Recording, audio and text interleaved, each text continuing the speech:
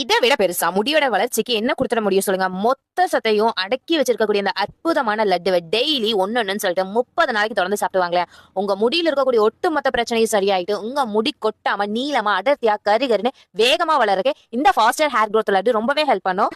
ஒரு லட்டுலயே நிறைய seeds and nuts, dates, honey இந்த மாதிரியான இன்கிரிடியன்ட் எல்லாம் சேர்ந்துருக்குங்க. இது டெய்லி ஒன்னொன்னு சொல்லிட்டு 30 நாளைக்கு தொடர்ந்து சாப்பிட்டு பாருங்க. உங்களுக்கு முடிய பத்தின கவலையே இருக்காது.